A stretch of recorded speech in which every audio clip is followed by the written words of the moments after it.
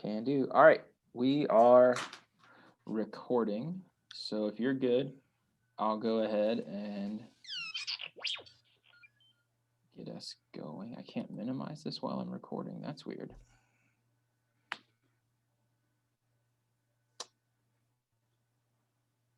Hold on, let me play a little bit because I've got my notes on my computer. Yeah, go for it. Okay, there we go. Turn off. All right, cool. All right, I'm set. So I will.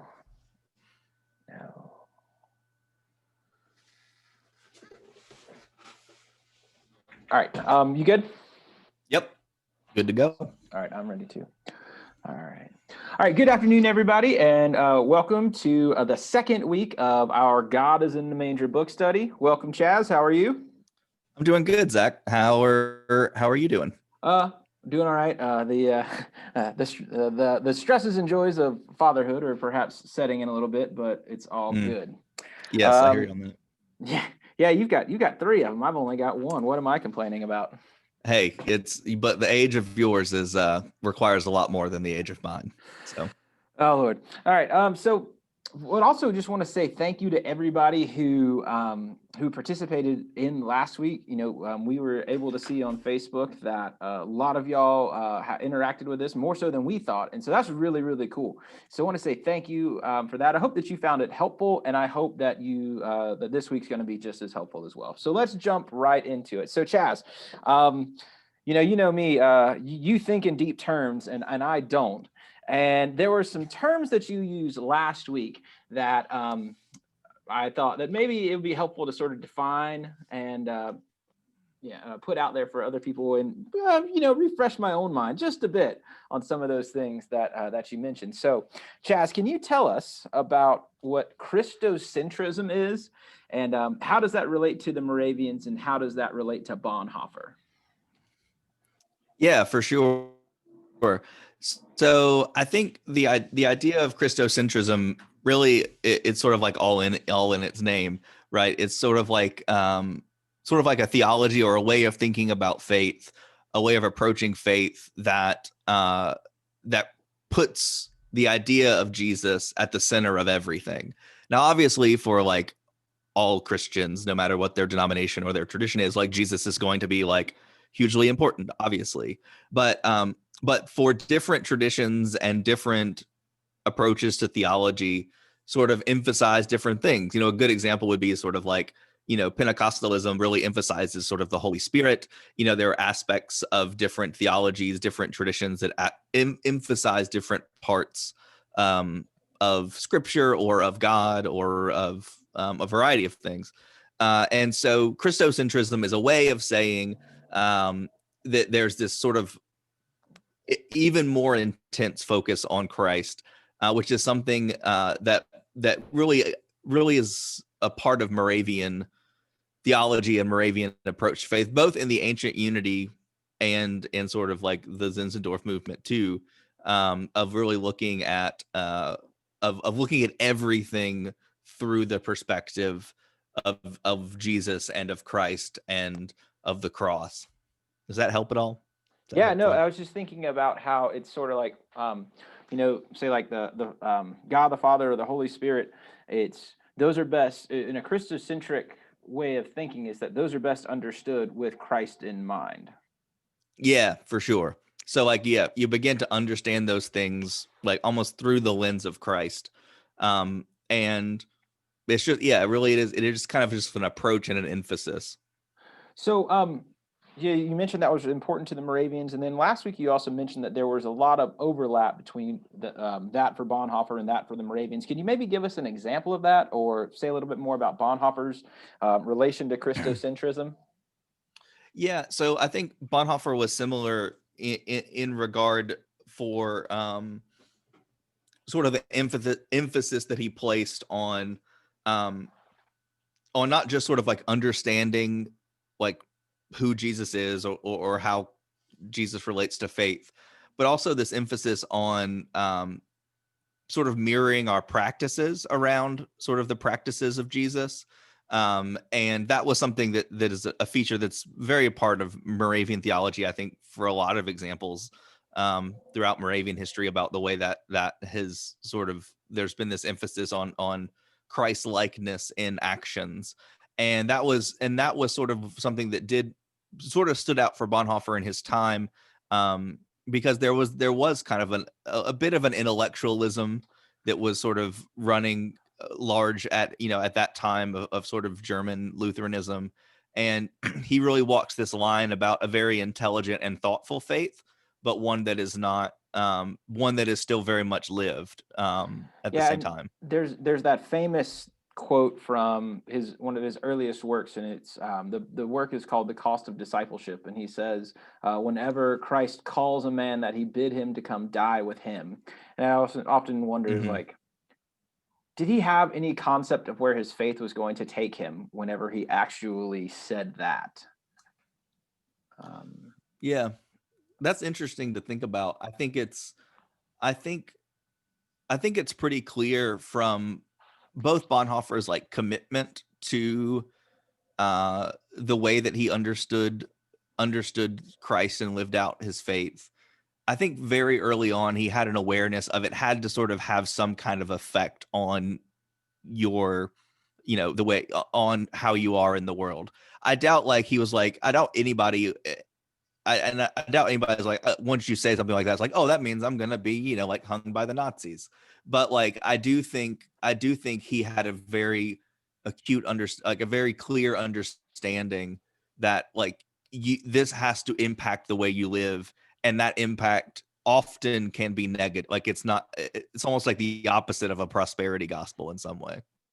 you're going to be you're going to be a different person than when you started, when you go on this journey. Right, for sure. So, the other term that you used that is to sort of segue us out of just talking about Bonhoeffer into specifically Advent, you use the term incarnation. What in the world, for those of us who don't know what that is, what is incarnation? So I think the the easiest way I think to understand the incarnation is John 1, the Gospel of John chapter 1. In the beginning Um was the Word, and the Word was with God, and the Word was God. He was in the beginning. yeah. And the I mean literally the word incarnation means like enfleshment. So like made into to like material world and into bodily form. And I think that's just the basic idea of this paradox. And I think it's key to understand. Think it's key to think of the incarnation as a paradox, because it is saying at one time the infinite like God and like non-infinite are in like the same place. And yeah, so I think I think that's sort of I always, like I said, I always go back to the John 1. And also when it talks about um the in that I'm not going to do well trying to remember my Bible verses, but when it talks about he made there's a word basically that is translated as God like pitched his tent with humanity, or set up his tent. It's the same word for the tabernacle in the Old Testament. And the tabernacle was this image where the Ark of the Covenant, which was like God's presence, sort of moved with the people. And John is basically saying now that fullness is in a person, And and then eventually in the spirit. so it's Um, interesting that but you use the word paradox. Would you say that maybe the word for this week is also appropriate? Mystery, perhaps, when thinking about the very much incarnate. so. So, So it's almost like we plan these things. and last week when we talked about waiting, and we had this image of a prison cell. This week, when we're talking about mystery, want to sort of focus in, because the way that the text, particularly the Bonhoeffer quotes do, want to focus in on this image of the baby as Mm-hmm. how we understand mystery. And so, Chaz, what do you think about mystery? Well, I mean, I do like the connecting of these two ideas, and in some ways, maybe you'll be able to speak more. You have more direct contact with that mystery than I do at this point. But there is, I do think there is something mysterious just about uh just about like babies in general. Like there's this sort of like you don't like it's a different kind of connection, right? Because they're not it's a different way of even like communicating, because it's not like us, we can just talk to each other, but there is almost like this sort of um this intuitiveness that happens with both babies and with their parents. And I think this idea of intuiting and sort of like um is very much mysterious. It is hard to sort of put your finger, it cannot be calculated or quantified in the way other things can be. And it's interesting that you say that because one of the earliest readings that we have for this week, I think it actually happened yesterday, was saying that you sort of like we don't like mystery. And I think it's Yes. perhaps what you're talking about is that the not to say that we don't like babies, but there is something preferable to something that you can reason with and talk to and ask a question and then have a Mhm. have a response. Um, it's interesting because I think about my daughter and think about that what you just sort of said. Um, I get the sense that whenever she looks at me and smiles, that she doesn't know about all of the mess that I have going on in my life. Like it seems like a baby's stare has Right. this ability to just cut through to the core of who you are. And um, Mhm.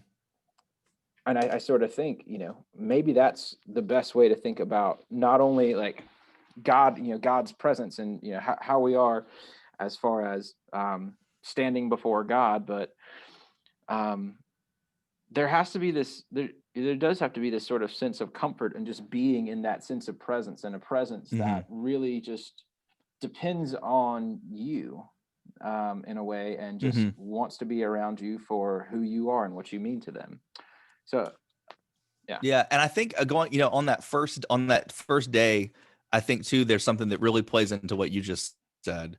Um, when it's sort of the bottom of page 18 in the devotional, um, and it's talking about we have this sort of um, this revulsion towards mystery, or this lack of mystery in modern life. And it talks about taking the world seriously only to the extent it can be calculated and exploited, and not going beyond the world of calculation and exploitation. And I found that very applicable, um, and particularly to what you said. Like, there is a level to where I think we oftentimes put sort of rationality or like the ability to sort of calculate and manage, or as like the highest quality of being human, or one of the highest qualities of like what we're supposed to do in life, that we need to um be organized and calculated, and whether that's in our work or our home life, we need to maximize our, even when we talk about happiness and joy, it's about maximizing your happiness, right? And all of these kind of ideas. And I think mystery runs counter to that. I think it doesn't. I think it speaks to something that is not calculatable, that's not quantifiable. And we have to be open and aware and cultivate that. And I think Bonhoeffer picks up on that. And I think Advent's a good time of the year to really remind ourselves that we need to be countercultural in that sense, that it pushes back against things like consumerism, or this desire to sort of maximize profits or maximize time, or any of those kind of things. Because mysteries sometimes don't make, I mean, mysteries by definition don't make logical sense. Yeah, and I think it's always important to me to sort of, and I don't know if this is me just sort of justifying, why I like to do what I like to do, but it's not that those things, that you just listed are like, I don't necessarily think that they're all inherently awful. It's just, Mm. whenever they become the focus, that's the struggle. But I was also thinking about how, when you're listing all these things, and I was thinking about, our daughter, um, it's like I would like a little less mystery when trying to figure out, is it is she hungry, or does she Right. want to be held a little bit more, or is this diaper not the consistency that I want it to be right now? um, but at the same time, and so I think that, that desire to sort of not have as much mystery perhaps comes out of a, out of a, I would say almost a noble place sometimes. We Yeah. sort of, Yeah. we don't like, if I knew exactly what Hattie wanted, I could just put her in her crib and, then feed her whenever she needs it, and wouldn't have these times of just sitting and staring at each other, and, just, Hmm. sort of basking in that weird sort of mysterious relationship. And I think that's a great like sort of parallel and analogy for like the way that this mystery, like the way that mystery, I think works in this devotional, but also I think works in sort of when we talk about it in terms of faith too, because in some ways, like it's in the mystery, it's in the part that we don't understand about one another, and the part that we those gaps that we that's actually where we grow deeper with one another. And the sort of it does come from a good place to sort of try to overcome these, but I think that's sort of like the one of the things that I think that Christ teaches is like, yes, we do, like we put the work into understanding our children and taking care of them, and working for like, and putting our doing things well. But at the end of the day, we have to realize that so much about life is mysterious, and that it's about holding those things in balance. That understanding something won't lead us to some ultimate sense of satisfaction. Yeah. And I think that's always going to be that sort of constant struggle, because I feel like we have sort of convinced ourselves that the more that we know about it, the more joy that we're going to get about it. Because, Hmm. like you say, we can maximize things. Um, Right. another thing that was sort of struck out to me when talking about, mystery, and talking about it in terms of a child, it seems like there's a couple of different levels of mystery when it comes to thinking about a child. And one is, like the mystery of what does this child need, but then also, from a different perspective, from the child's perspective, is that everything has this mysterious element to it. Like, everything has Hmm. an aura to it. Everything has this, this sense of newness, this sense of specialness, this amazing sense of feeling. um, and so I think, if we're looking at the image of a child, mystery comes in a couple of places. And there's one particular area that I found just, and it's the classic, um, the classic form of the incarnation coming to us in the form of a baby. It's not just that the baby comes to us; it's that the baby comes to us in a setting that just sort of capitulates how lowly, the place of a baby is. Is that he's born to, Hmm. poor immigrants who had to, travel because of the oppressive nature of, the government that they were living under.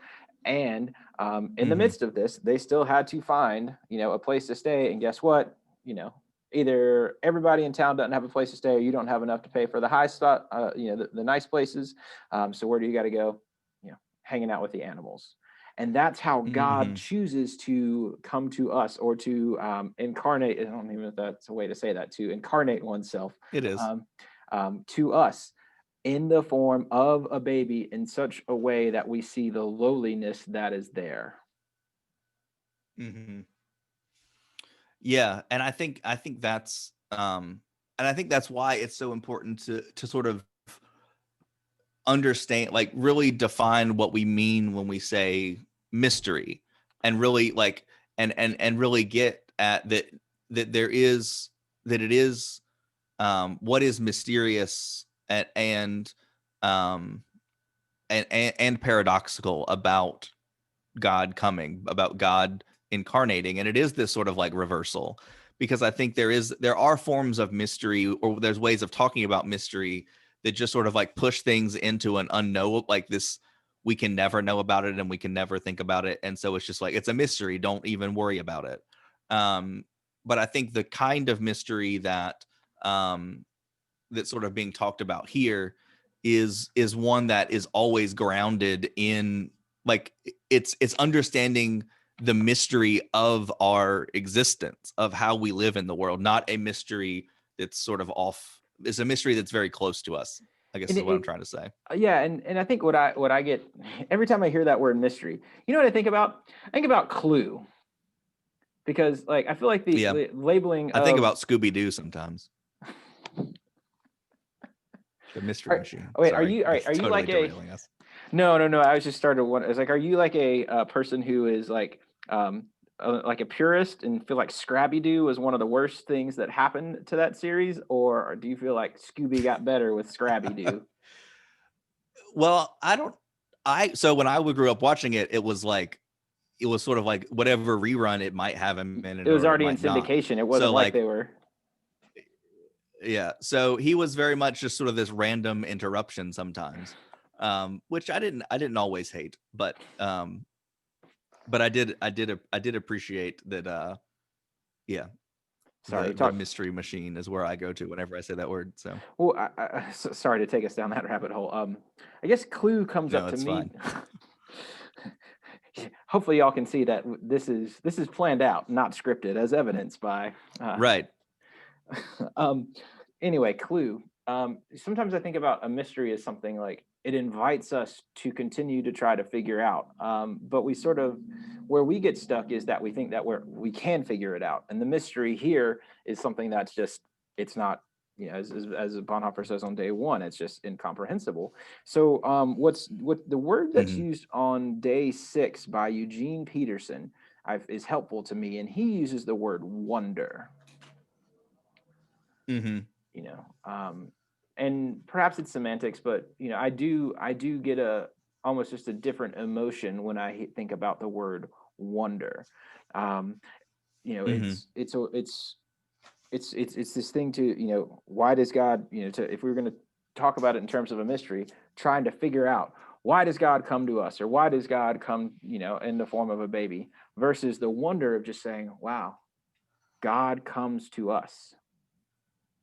Hmm. Wow, God comes to us in the form of a baby, and then sort of all the questions that, you know, arise, but it's not trying to figure out those, you know, those points of why. It's just trying to take in more of the details of just sort of sitting and basking in the feeling of, wow, God chose to do this for me. And so, Hmm. yeah, I found that particularly helpful when just thinking about defining mystery using wonder. That's helpful to me. Yeah, and I think too, like what's helpful about that word is it, it's and mystery functions it's similar in this way, but it's something that um that we really do have to take some time to think about what we mean to say wonder, like in today's world. You know, like I don't like wonder, like we usually connect that, I think, to sort of like curiosity, or I wonder what this means or something like that. But like the wonder that Eugene Peterson talking about is one of like um I don't know, it's almost like it's just as much sort of like a spiritual and emotional state as it is one of sort of intellect. Um and I think in some ways we think of like being in a state of wonder is just a place to where we haven't found an answer yet, Mm. but realizing like that that in some ways the state of wonder is the final destination, that it's not sort of like a transition point from not knowing to knowing, but making wonder and mystery the end point, like this being able to arrive and to sit and to understand and to almost marinate in sort of like a wonder or mystery is almost seems like the point, and not this passage, not this in between space. That's almost sort of like, you know, that almost is just the role reversal that we have in the lowliness itself. It's getting to Right. the point that we are ready to be, you know, in that state of mystery, and where we feel comfortable sort of saying, you know, this is what I don't know, but this is what I feel, as opposed to our, you know, perhaps our uh, more apparent understanding of, you know, you believe something when you have it figured out.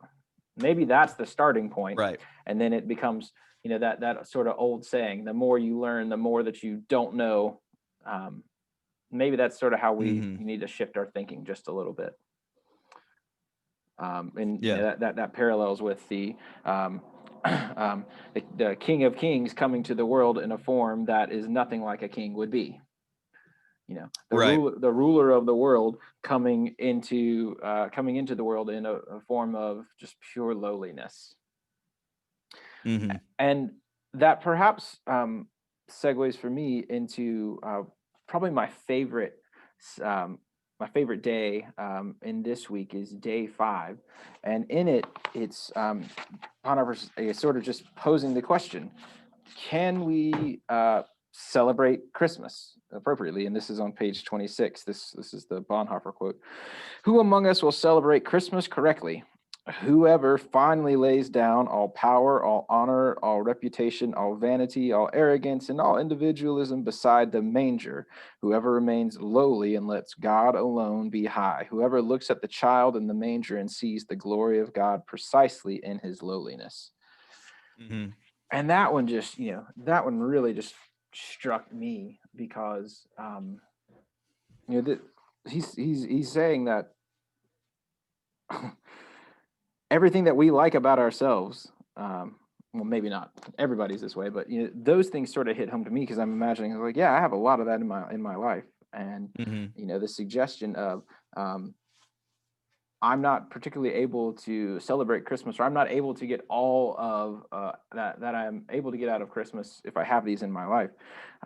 That's particularly striking. And that's one of my favorite things about Bonhoeffer, is that, and I know that a lot of theologians, do this. They call out and question things that we need to change. But like we talked about last week, because Bonhoeffer does what he does to the extent that he does, him asking this question is an invitation to me to really actually think about this. It's like, are you cool just being in the lowliness that is Christ Jesus whenever he comes into the world? Yeah, and I think it gives us a good perspective on like our own lowliness, to use the same term. And it gives us a different orientation for those moments. And being able to see that the moments that we, that list of things that it said, that we need to sort of move away from, the when we lay down power and honor and reputation and arrogance and individualism, like in a lot of way, all of those different things, the vanity, they're ways of either masking or covering up or pretending like the lowliness of our own lives isn't present. And I think the sort of the amazing message of Advent is like those are actually the places to which we find God the clearest, because that's the moments in which God sort of came into the world. And so I think it gives, I don't know, it's just a helpful reorientation. Not that we sort of like bask in our own negativity, or we sort of like beat ourselves up all the time, but it gives us there's something we no longer have to hide from. And I think that's what's really powerful about the message of Christ and the message of the gospel, is it's like the things that even the things we try to hide from ourselves, like you don't have to do that. Like there's a freedom to sort of not live bound to those things. And it also seems like one of the things that we might struggle with is that, and this is alluded to in this week, is that we sort of have to be comfortable carrying those things with us whenever we come to the manger. Like, we shouldn't be trying to put on a face that we're not this. And at the same time, we shouldn't be overwhelmed by the fact that we carry these things so much so that keeps us from ever thinking that we can come to Christ in the first place. Like, we have to be sort of in that middle space where we know the baggage that we have with us, and we shouldn't try to hide it. But at the same time, we shouldn't let that keep us from wanting to be in the present of the Incarnation in the first place. Right. Yeah. And so perhaps that's a segue to just a couple of questions I wanted to run past you as we sort of wind this down. So what is it, Chaz, that you think that we need to be aware of when it comes to mystery during this particular Advent season? I think I think for this particular Advent season, I think we need to be open to the variety of ways that mystery can enter into our lives. Because I think, like we talked about this a little bit last week, I think this Advent and this Christmas is probably going to be pretty different in not a positive way for a lot of people. And I think this could be an invitation to the ways in which mystery can even find us when things aren't going the way maybe the way that they should go, or the way that we want them to go, or when things are, mystery still arrives, and there's mystery to still be found, no matter what external circumstances are going around. I think is something that we can capitalize on this Advent. And just sort of being in it too, Yes. Not just sort of saying, identifying the mystery and then moving towards figuring it out. Maybe this really is a time that we can sort of get used to this idea of sitting in a mystery that we don't know when it's going to even, come to an end. So I want to close with this. Tie it together for me. Tie together last week, waiting, with this week, mystery. So I think in some ways, I mean, it's not as simple as this, but in some ways it's sort of like, it gives us a sense of like what kind of waiting, that we're not necessarily waiting for an answer. We're not waiting for the problem to be solved. We're not waiting for everything to be okay. But in fact, part of what we're waiting on is a mystery. And so part of what we are anticipating is we're anticipating an unknowing, or a not knowing, or not fully understanding, which is kind of counterintuitive, which is kind of what I like about it, is that it challenges those notions of needing to have it all together. But in fact, what we are waiting on is the very thing that is still mysterious to us. Does that help? I think, I was just sitting there thinking, it's like, this is a great place to end, just because of how succinctly you put that in perspective. So if that's cool with you, unless you have anything else about mystery, I think I've got plenty of things about misery. Just kidding. No. Yes, we're living into this go with the flow, just kind of mapped out, but not completely scripted right today. That's right. Well, no, I thought, I think tying it together is particularly helpful, and then just sort of imagining what next week is going to be like as well. And I feel like by sort of saying we're waiting on that which we don't know, is an invitation to sort of keep it, to keep going with it as well, to see where this is going to take us and what this is going to mean for each one of us this Advent. So that was pretty awesome myself. Well, if there's nothing else, this is fun as always. You talk and then I'll. All right, sounds good. I mean, this was, like I said, this was great. And we want to, like we've said before, like, I think the best way, if you want to like connect with us or to ask your own questions, like, go into the comments of this video, whether you're on Facebook, which is probably where you're going to find it. And we will definitely be checking those and monitoring those. And so, if there's something that resonated with you, we want to hear it. If there's something that there's a question you had, or something even about next week that you may want to sort of toss out that you might want to talk about, definitely want to hear from you. And I think this is, like I said, this is just a great opportunity to be talking about these things this particular Advent. So true story. Well, thank y'all all for tuning in and for walking with us during this Advent season, and I'm looking forward to next week already. So thank you, Chaz. All right. Thank you to all of y'all who are watching this and following along with us. We hope that y'all have a great rest of your week, and we'll talk to you later. All right. Bye-bye.